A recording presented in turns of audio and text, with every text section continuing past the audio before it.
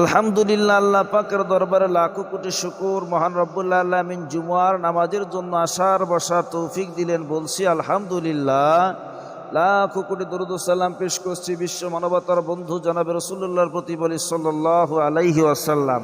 সম্মানিত হাজিরিন, আজকে আমরা তেলাওয়াত করেছি সূরা বানী ইসরাঈলের 23 নম্বর আয়াত। এই আয়াতের ভেতর থেকে আজকে আমরা জানবো পিতামাতার হকের ব্যাপারে। পিতামাতার হক কি, তা সন্তান হিসেবে পিতামাতার কি খেদমত আমাদের করতে হবে, আর মহান রব্বুল আলামিন কোরআনুল কারীমের মধ্যে কতটুকু গুরুত্ব সহকারে পিতামাতার হকের ব্যাপারে আলোচনা করেছেন, আজকে আমরা জানার চেষ্টা করব। ওমা তৌফিকি ইল্লা বিল্লাহ। গোটা কোরআনুল কারীম পরিপূর্ণ একটা জীবন বিধান। এই কোরআনুল কারীমের মধ্যে আল্লাহ পাক নামাজ, রোজা, হজ, যাকাতের বিধান দিয়েছেন। আবার একই কোরআনে আল্লাহ পাক পিতামাতার সঙ্গে সদ্য ব্যবহারের হুকুমও করেছেন। আল্লাহ রাব্বুল আলামিন বলেন, ওয়াকাদা রাব্বুকা আল্লা তা'বুদু ইল্লা ইয়াহু ওয়া বিল ওয়ালিদাইনি ইহসানা। আল্লাহ বলছেন, তোমার রব কুদরতি পার্লামেন্টে এ কথা চূড়ান্ত করেছেন, সিদ্ধান্ত হয়ে গেছে যে তুমি তোমার রবের ইবাদত করবা। তোমার রব ব্যতীত অন্য কেউ ইবাদতের উপযোগী নয়। সেই আল্লাহ রাব্বুল আলামিনের ইবাদত পরিপূর্ণ করবার পর, বান্দারে আমি আল্লাহ নির্দেশ দিয়ে দিলাম, তোমার পিতা মাতার সঙ্গে সদ্য ব্যবহার করো, ভালো আচরণ করো। কথাকার আল্লাহ প্রথমে বললেন আমি আল্লাহর হক আদায় করো, আর আল্লাহর হক হলো আল্লাহর ইবাদত করা। তিনি ব্যতীত ইবাদতের উপযোগী কেউ হতে পারে না। সঙ্গে সঙ্গে যে নির্দেশটা আল্লাহ ইবাদতের পরে যে নির্দেশটা দিলেন, সেটা হলো পিতা মাতার সঙ্গে সদ্য ব্যবহার। আল্লাহর ইবাদতের সঙ্গে আল্লাহ পাক পিতা মাতাকে একাকার করে ফেলেছেন। কত বড় কথা, একটু ভাবুন। আল্লাহর পরপরই পিতামাতার স্থান। ধরেন আপনাদের এলাকার মধ্যে একটা সমাবেশ হচ্ছে, বড় সমাবেশ, আর এই সমাবেশের মধ্যে যদি প্রধান মেহমান হয় ডক্টর ইউনূস, আর দ্বিতীয় মেহমান যদি হয় আপনাদের এলাকার একজন সাধারণ ব্যক্তি, দিনমজুর, সলিমুদ্দি, কলিমুদ্দি, তখন লোকেরা চিন্তা করবে যে কোথায় ডক্টর ইউনূস প্রধান উপদেষ্টা দেশের, আর তার সঙ্গে সঙ্গে দ্বিতীয় মেহমান হলো আমাদের গ্রামের একজন সাধারণ মানুষ। ব্যাপার কি?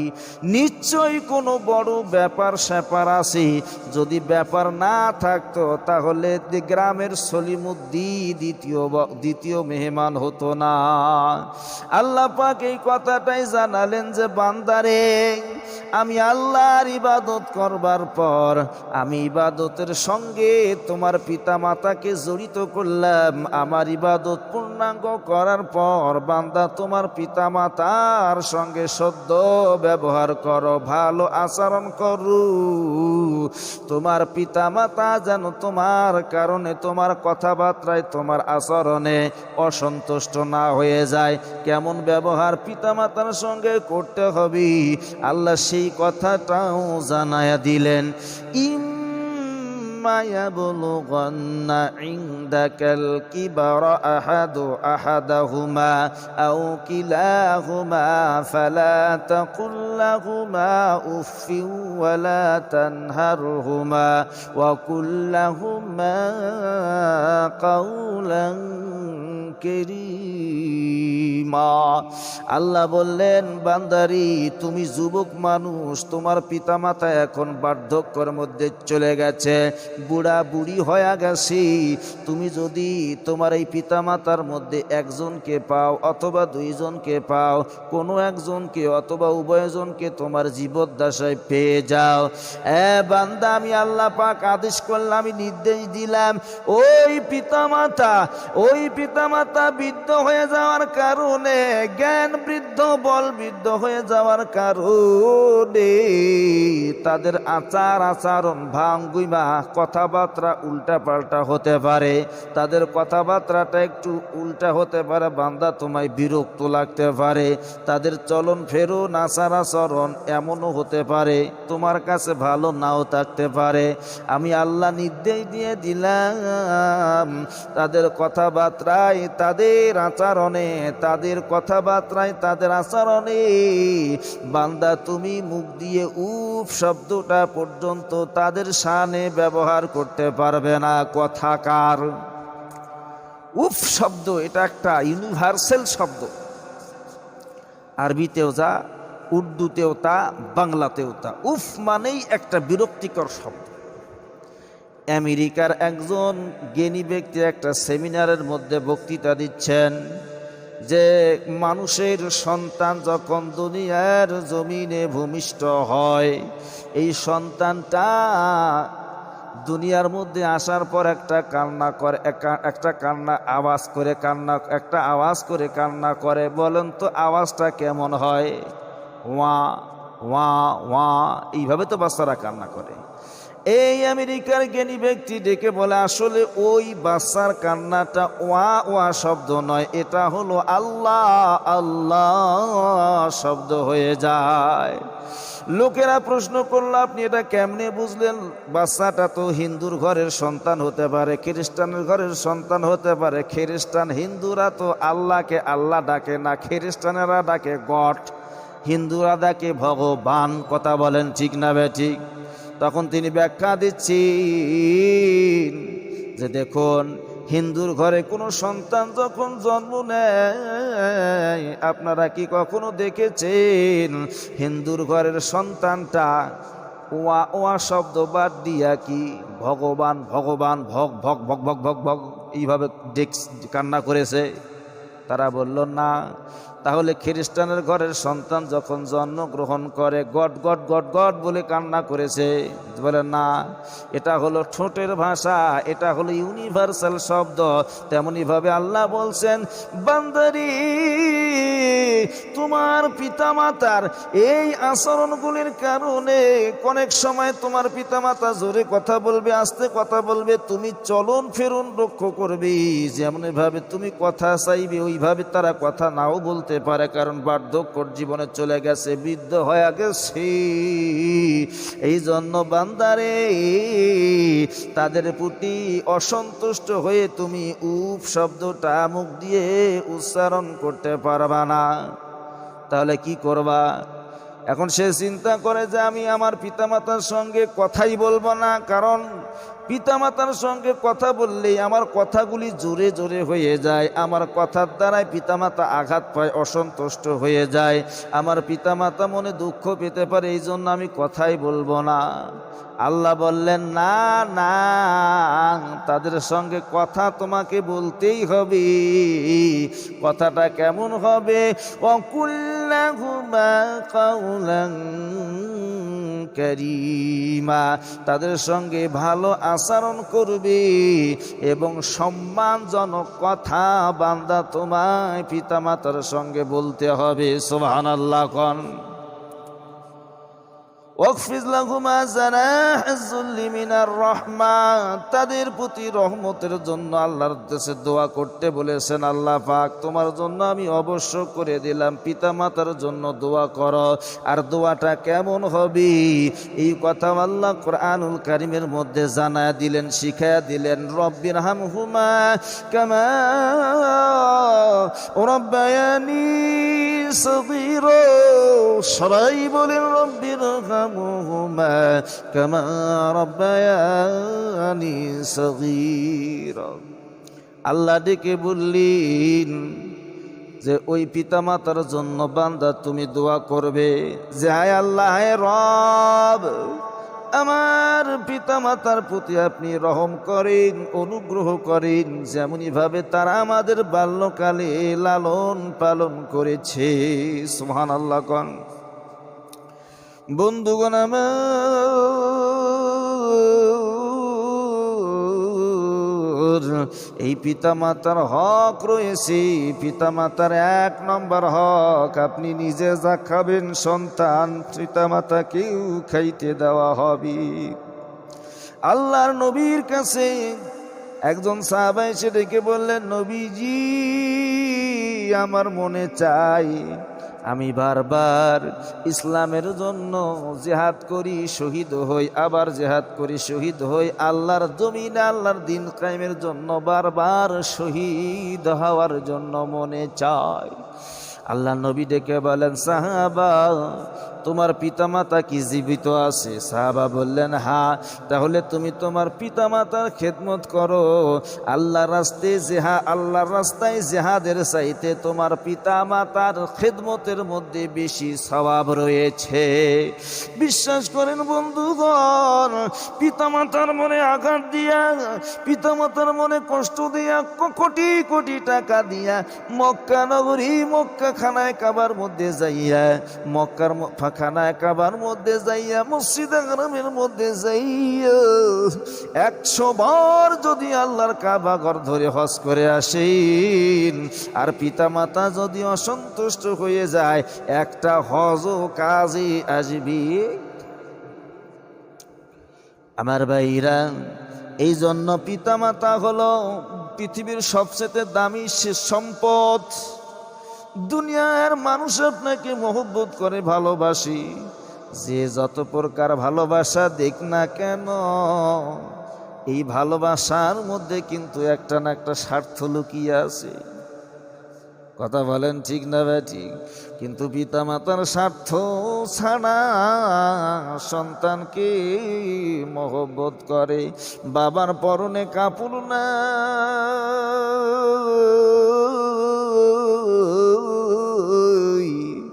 কিন্তু সন্তানকে কাপড় কিনে দেয়। সন্তান, বাবার পরনে কাপড় নাই, কিন্তু সন্তানের শরীরে পোশাক আছে।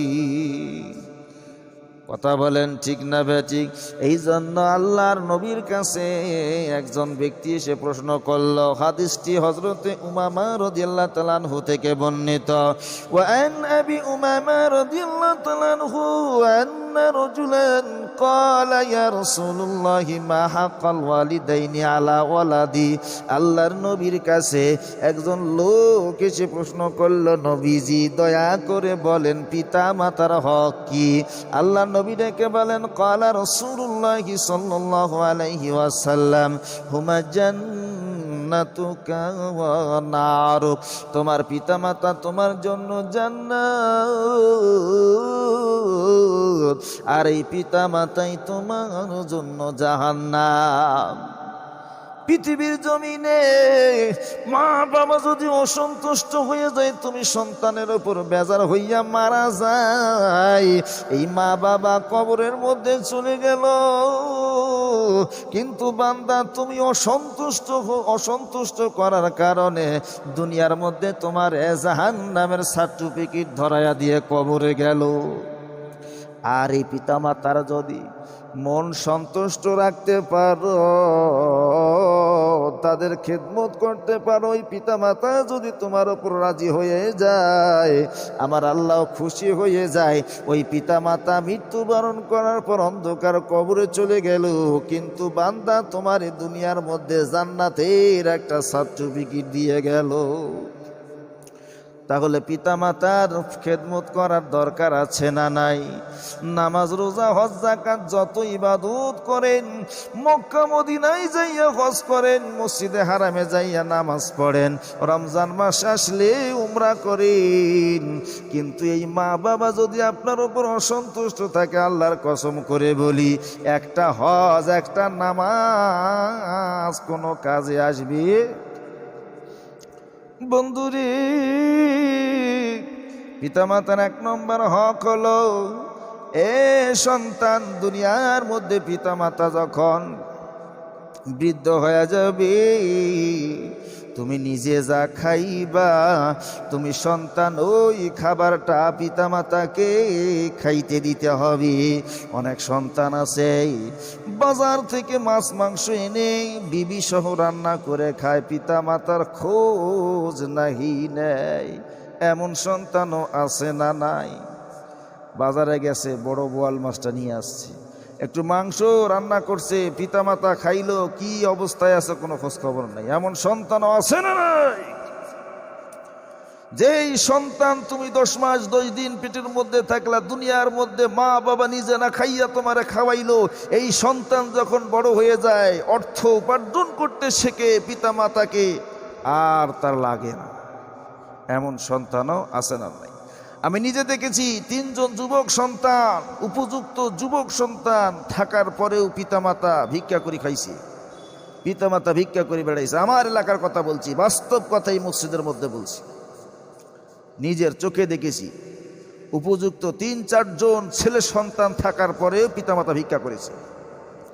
আল্লাহর গজব পড়ুক এমন সন্তানের উপর। কথা কোন ঠিক না বেঠিক?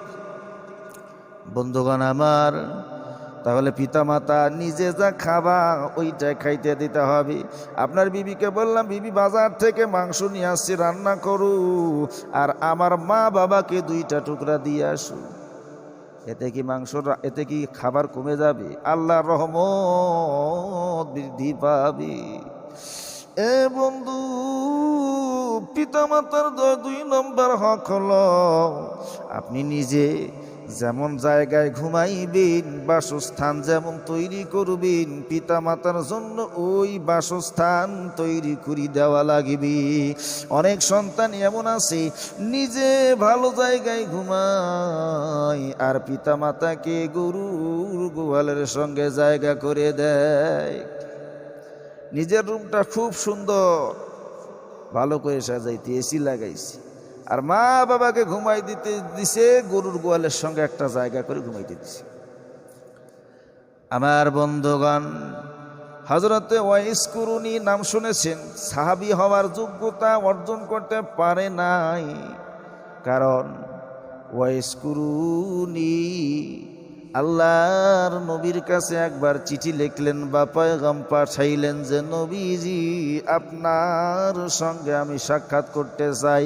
সাহাবী হওয়ার যোগ্যতা অর্জন করতে হলে নবীর দর্শন জরুরি। নবীর দর্শন যদি না হয় সাহাবা কিন্তু হওয়া যায় না। এই জন্য নবীকে যদি নবীর সুরত দেখি দুনিয়ার মধ্যে বাস্তবে কেউ দেখে, দুনিয়ার মধ্যে বাস্তবে কি দেখে বা স্বপ্নে দেখে, তার জন্য দুজক হারাম হয়ে যায়। মায়ের নবীর কাছে সংবাদ পাঠাইলেন ওয়াইস কুরুনি। এটা কোন ওয়াইস কুরুনি? যখন নবীজি উহুদের ময়দানে 70 জন মুসলমান মারা গেল, মায়ার নবীজিকে লক্ষ্য করে কাফের ইবনে তাইমিয়া একটা বড় পাথর দিয়ে আঘাত করল। আল্লাহর নবীজির মাথার মধ্যে লেগে হেলমেটটা ভেঙে গিয়ে হেলমেটের লোহার একটা টুকরা নবীজির মাথার ভিতরে ঢুকে গেল। আরো একটা পাথর দিয়ে আঘাত করলো কাফের। এমন সময় নবীজির 2টা দান্দান মোবারক দুনিয়ার জমিনে শহীদ হয়ে গেল।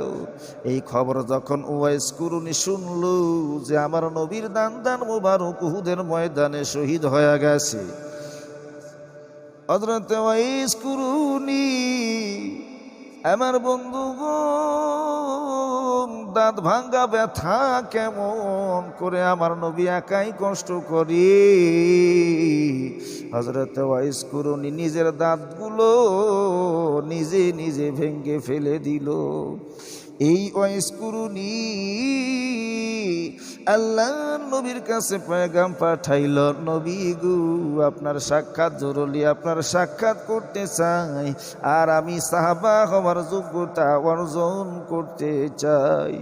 ওয়াইস কুরুনি এই পয়গাম পাঠালেন। নবী জানতেন যে ওয়াইস কুরুনির মা হলো অসুস্থ। নবী ডেকে বলেন, ওয়াইস কুরুনি আমার সাক্ষাতের চাইতে, আমার দর্শনের চাইতে তোমার পিতা মাতা, তোমার মায়ের খেদমত জরুরি। হযরত ওয়াইস কুরুনি আল্লাহর নবীর নির্দেশ মেনে নবীর সঙ্গে সাক্ষাৎ না করে মায়ের খেদমতে ব্যস্ত হয়ে গেলেন। পরবর্তী সময় মা যখন সুস্থ হয়ে যায়, হযরত ওয়াইস কুরুনি নবীর সঙ্গে সাক্ষাৎ করতে যায়। এইদিকে আল্লাহর নবীজি ওয়াফাত গ্রহণ করেছেন, ইন্তেকাল করেছেন। আর ওয়াফাত গ্রহণ করার পূর্বে ইসলামের দ্বিতীয় খলিফা হযরত ওমর রাদিয়াল্লাহু তাআলা আনহুকে ওসিয়ত করিয়া গেছেন যে, ওমর, ইয়েমেন শহর থেকে কুরুন নামক এলাকা থেকে এক ব্যক্তি আসবে, তার নাম হবে ওয়াইস কুরুনি। তার কাছ থেকে তুমি দোয়া নিতে ভুলিও না। এই জন্য হযরত ওমর রাদিয়াল্লাহু তাআলা আনহু বারবার ছুটে যায় মদিনার শহরে যে কুরুন নামক এলাকা থেকে কোনো কাফেলা আসছে কিনা। বারবার ছুটে যায়, বারবার ফিরে আসে। হঠাৎ একদিন শুনতে পাইল যে কুরুন নামক এলাকা থেকে এক ব্যক্তি এসেছে, যার নাম হলো ওয়াইস কুরুনি। হযরত ওমর রাদিয়াল্লাহু তাআলা আনহু চলে গেলেন ওয়াইস কুরুনির সঙ্গে দেখা করার জন্য। ডেকে বললেন, আল্লাহর বান্দা, তোমার সঙ্গে সাক্ষাৎ করার জন্য আমি বারবার মদিনায় আসি, আবার বারবার বাসার মধ্যে চলে যাই। আল্লাহর বান্দরে, আল্লাহর নবী বলে গিয়েছেন তোমার কাছ থেকে দোয়া নেওয়ার জন্য যে কুরুন নামক এলাকা থেকে ওয়াইস কুরুনি নামক একজন লোক আসবে। হে ওমর, তার কাছ থেকে দোয়া নিতে ভুলিও না। আমার আল্লাহ পাক এই ব্যক্তির দোয়া আল্লাহ কবুল করিয়া নেবে। ওয়াইস কুরুনি ডেকে বলে, শুকরিয়া সেই আল্লাহর, যে আল্লাহ আমার মতো নগণ্য বান্দার দোয়াকে আল্লাহর নবীজি ইসলামের দ্বিতীয় খলিফাকে নির্দেশ দিয়েছেন আমার মতো নগণ্য বান্দার দোয়া নেওয়ার জন্য। আমার বন্ধুগণ, সাহাবা হইতে পারল না ওয়াইস কুরুনি, কিন্তু সাহাবার চাইতে আল্লাহ ইসলামের দ্বিতীয় খলিফা ওমর রাদিয়াল্লাহু তাআলা আনহুর চাইতে মর্যাদা বাড়ায়া দিলেন। কোন কারণে? এক কথায় হলো মায়ের খেদমত করার কারণে আল্লাহর ওলি হয়ে গেছে হযরতে বাইজিদ। মায়ের খেদমত করার কারণে এ ঘটনা আপনারা জানেন। আমার বন্ধুগণ, আসুন সেই পিতামাতার মনকে সন্তুষ্ট রেখে এই দুনিয়ার মধ্যে যত টাকা পয়সা কামাই করি না কেন, যত সম্পদের পাহাড় তৈরি করি না কেন, এই পিতামাতা যেন আমার আপনার প্রতি অসন্তুষ্ট না হয়। 5 ওয়াক্ত নামাজ পড়েন, পিতামাতার খেদমত করেন, 5 ওয়াক্ত নামাজ পড়তে পড়তে কপাল ঠেকাইয়া কালো বানাইয়া দিয়েছেন, কিন্তু পিতামাতা আপনার উপর অত অসন্তুষ্ট, ওই নামাজ আপনার কোনো কাজে আসবে না। কথা বলেন ঠিক না ভাই? ঠিক।